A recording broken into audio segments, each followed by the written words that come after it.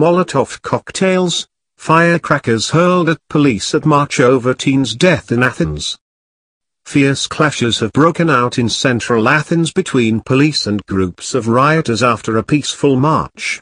The gathering marked the anniversary of a teen's death at the hands of police in 2008. Dozens of youths wearing protective gear threw Molotov cocktails, flares and firecrackers at riot police, where responded with tear gas and flashbang grenades, the Greek Athens-Macedonian News Agency, AMNA, reported. About 18 people have been detained so far, according to AMNA. The protesters pulled up paving slabs and used numerous roadblocks to set up barricades in a residential district surrounding the National Technical University of Athens. Earlier, the protesters also set a car which had been parked nearby on fire.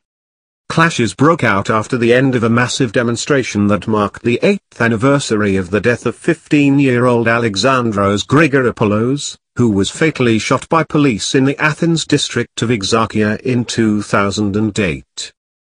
About 1,500 people representing student and school unions, as well as various anti-establishment movements and non-parliamentary leftist and anarchist groups, marched through the center of the Greek capital towards Parliament earlier on Tuesday.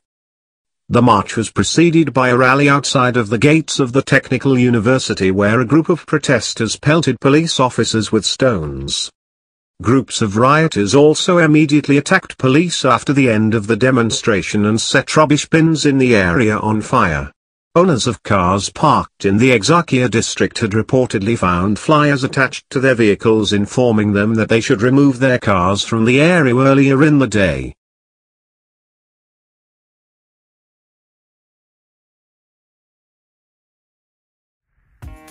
Thank you for watching. Please subscribe to us on YouTube, Facebook and Twitter.